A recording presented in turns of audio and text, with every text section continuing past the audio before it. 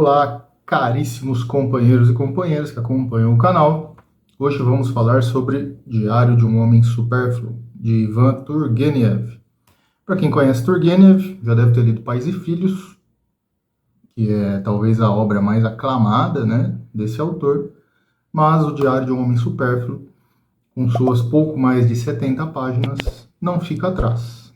Foi lançado em 1850 e ele conta a história de um conceito bastante interessante. Assim como Pais e Filhos fala sobre o niilismo, com seu personagem principal Bazarov, aqui nós temos um homem supérfluo, que Turgenev também inicia ali dentro dos conceitos da literatura russa. Então, se você quiser saber mais sobre isso, continue aí.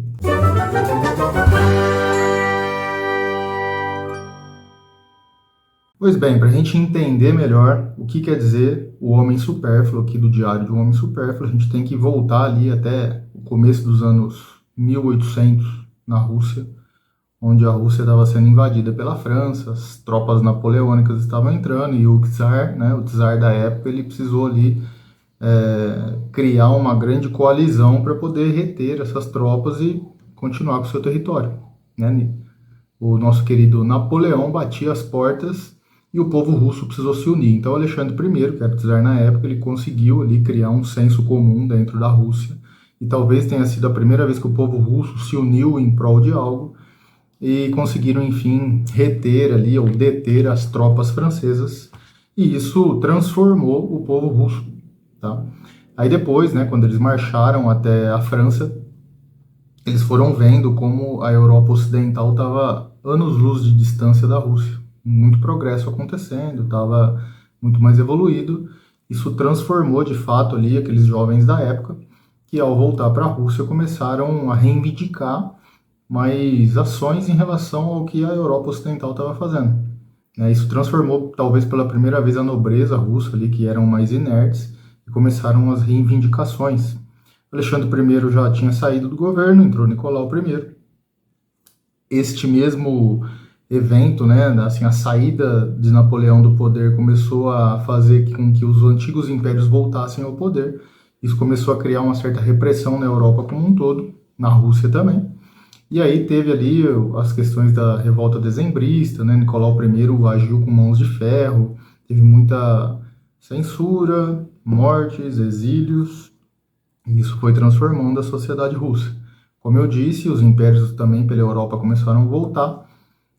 Isso causou um certo medo na população e também a repressão, e aí algumas revoltas e revoluções começaram a acontecer pela Rússia.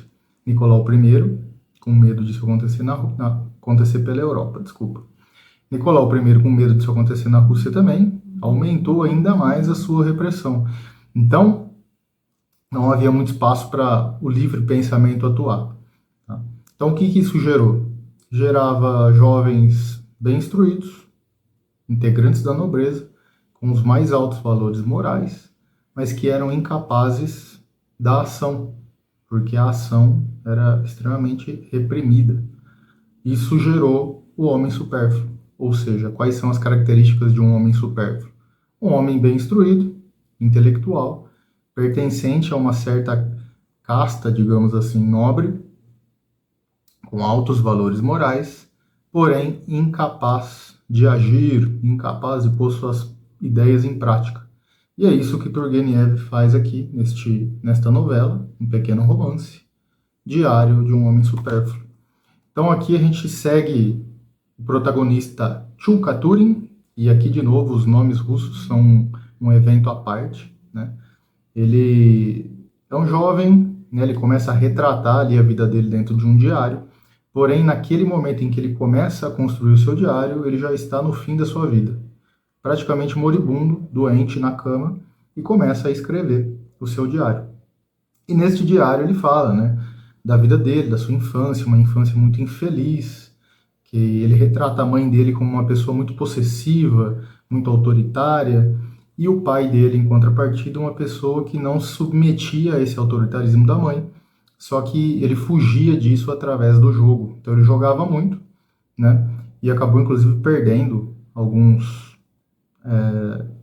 imóveis ali, né, alguns bens por conta do jogo. Porém, o Chulkaturin fala que teve uma infância muito infeliz, de muita repressão, sua mãe era muito rigorosa, e aí ele teve essa vida ali desde a infância, de certa forma, supérflua, porque ele não conseguia lidar muito bem com essas dualidades entre os pais dele, né, com essa dualidade, e isso transformou a sua vida. Ele fala, inclusive, que a única vez que viu a mãe dele tranquila e sorrindo foi já no caixão, depois de sua morte, como se ela tivesse, enfim, descansado. E o pai dele também falece, então ele segue uma vida ali praticamente sozinho, né? É educado. Então a vida dele segue, né? Ele começa a trabalhar e aí em um momento da vida dele ele é encaminhado a uma cidadezinha, uma província. E nessa província ele se reporta ali ao principal funcionário ali talvez do lugar, que é Kirila Ojogin, tá? E esse Kirila Ojogin, ele tem uma filha chamada Elisaveta Kirilovna. E Elisaveta Kirilovna não podia ser diferente, é muito bonita. Atrai a atenção do nosso querido Chulkaturin e ele se aproxima por conta do trabalho dessa família, mas ele também quer ficar próximo da querida Lisa, a nossa Elisaveta Kirilovna.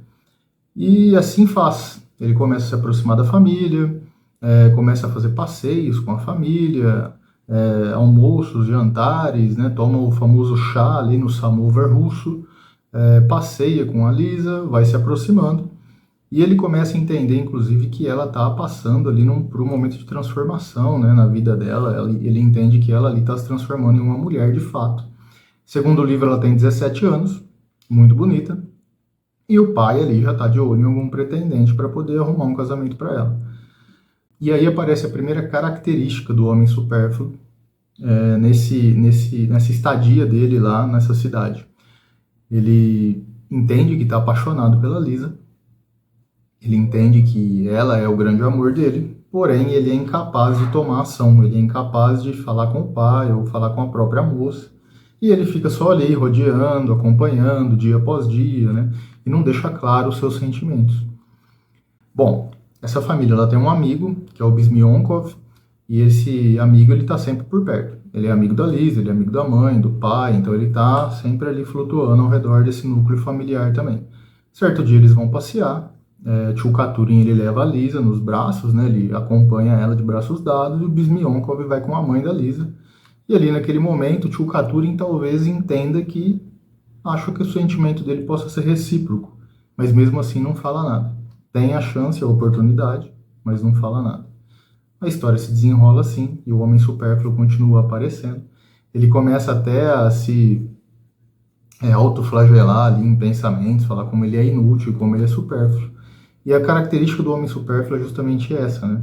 Ele não tem, ele consegue, por exemplo, fazer a corte, não tão diretamente, mas ele não consegue dar o último passo, né? Ele fica com medo, receio, medo de ser reprimido. A infância dele foi de muita repressão. E aí a gente começa a imaginar ali quais são os motivos desse protagonismo ser tão inerte. E ele vive assim, não dá o próximo passo, até que uma notícia o surpreende. Um príncipe vai chegar na cidade para regimentar tropas ali, talvez. E como o Kirila é o principal ele é administrador da cidade, o príncipe ele vai sempre à casa dele, né, do senhor Ojogin. E óbvio que ele conhece a pequena Lisa. E a Lisa se apaixona por ele, como não? Então ela se apaixona pelo príncipe. Chulkaturin ele começa a ficar incomodado, ele começa a ter ressentimentos, ele começa a se autoflagelar, ele começa a ser incapaz até de continuar acompanhando a Lisa em alguns aspectos ali, em algumas atividades do dia a dia. E isso vai martirizando o nosso querido Chulkaturin. Até que ele percebe que o príncipe ele não é apenas bonito e não é apenas de uma classe social maior do que a dele, mas o cara, acima de tudo, é humilde. Então tem algumas passagens do livro assim que fica até, deixa eu ver na minha anotação aqui, por exemplo, na página 42, que dá até para sorrir um pouco, dá até para dar risada assim do comportamento do nosso querido Chulkaturin. Então ele fala assim, ó: assim se passaram cerca de 2 semanas. O príncipe não era somente bem apessoado e inteligente. Ele tocava piano, cantava, pintava muito bem e era um bom contador de histórias. Além de ele ser um príncipe, ele era tudo o que o Chulkaturin nunca seria, enquanto pessoa. O cara era tudo isso. Então, assim, a competição era injusta ali, né? E ele foi cada vez mais entrando dentro do casulo, né? E não conseguindo fazer o que ele queria.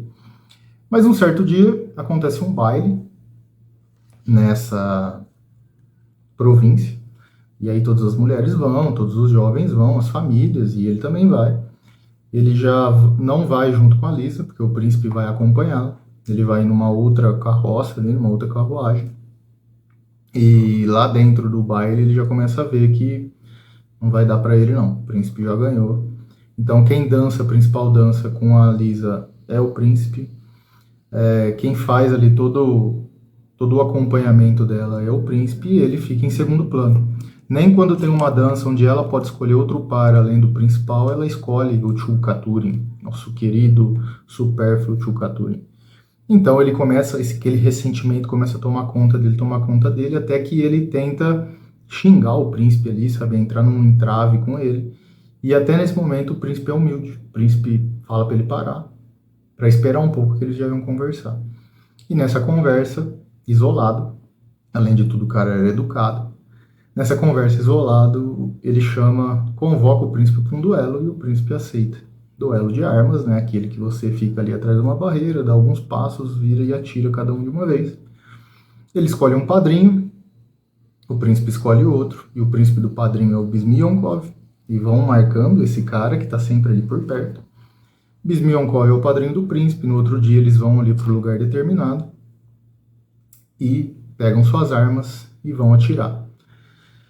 Bom, Chulkaturin atira primeiro, a bala passa de raspão na cabeça do príncipe, o machuca, e aí acontece algo que desmonta de vez o nosso querido Chulkaturin, e eu vou ler para vocês. Deixa eu ver qual que é a página. 54. Olha isso. Aí acabou com o nosso querido amigo. Então ele fala o seguinte, ó. Depois do tiro que o príncipe deu e pegou de raspão, que o Chulkaturin deu e pegou de raspão no príncipe, acontece isso. Bizmionkov nada lhe respondeu, mas o príncipe, sem tirar o lenço do ferimento e dar-se o prazer de me torturar na barreira, replicou sorrindo. O duelo acabou. E disparou no ar, ou seja, ele não revidou o tiro, ele disparou para o alto. Por pouco não chorei de desgosto e raiva, com sua magnanimidade. Aquele homem fez-me em frangalhos, apunhalou-me. Eu queria resistir, obrigá-lo a atirar em mim, mas ele aproximou-se e estendeu-me a mão. Então, além de tomar um tiro, ele ainda desistiu de dar o tiro de volta. Foi lá, estendeu a mão e falou para ele que aquela história ficava ali, que eles não deveriam falar para ninguém. Ou seja, ele viu que era um erro total. Ele só aceitou para não brigar ali com o Chulkaturin na hora, talvez para não fazer uma briga ali dentro do baile. Viu que era um erro. Percebeu que ele estava morrendo de ciúmes da Lisa, e talvez por saber dos eventos futuros, ele decidiu que não ia dar o tiro, que seria muito pior para ele. Ele atirou para o alto, mostrou humildade, sabedoria e estendeu a mão ainda para o seu agressor. Isso desmontou totalmente o Chulkaturin, viu que ele percebeu que ele era um crápula, na verdade, que ele era um idiota, e que além de não tomar ação quando devia, tomava ação quando não devia. Então ele era um completo supérfluo. Bom, a história passa, o príncipe vai embora da cidade, não pede a mão da Lisa em casamento. Isso desnorteia todo mundo. Antes disso, o Chulkaturin ele era visto como um leproso, porque aquela história do duelo escapa, né? Algumas pessoas ficam sabendo, inclusive a própria família da Lisa, os Ojogin, e aí ele começa a ser tratado como um leproso, né? Ou seja, as pessoas não ficavam perto dele, não queriam companhia dele, começavam a chamar ele de um ciumento doentio. Isso, inclusive, afasta a Lisa dele. E quando o príncipe vai embora e não faz a corte, não faz o pedido ali para o casamento, ele vê uma oportunidade, começa a frequentar de novo a casa. O próprio pai da Lisa vê ele como uma boa pessoa ali a partir daquele ponto, né? Ele já não tem o máximo que ele podia, que era o príncipe. Então, vamos de Chulkaturin, que é o que nos resta. A Lisa também começa a ser mal vista, porque ela estava ali toda entregue ao príncipe, e agora o príncipe tinha deixado ela de lado. Mas ela começa a caçoar do Chulkaturin, ela não gosta mais de ficar perto dele. E enquanto isso, o Bizmionkov está por ali, como sempre. Bom, isso mostra um pouco de como o Tchulkaturin é supérfluo, né? Ele nunca dá o próximo passo, quando ele dá errado. Ele é um cara ali que só fica nos ressentimentos, não consegue avançar, mostrando ali um pouco de como eram os homens na época, né? Então, o protagonista dessa história, ele não podia ser uma pessoa heróica, porque a sociedade na época não tinha heróis, né? Os únicos heróis eram o exército que fazia o que o czar pedia, né? E assim como foi retratado no Príncipe aí, o Príncipe era melhor do que todo mundo, né? Aquele cara que foi arregimentar tropas ali, talvez.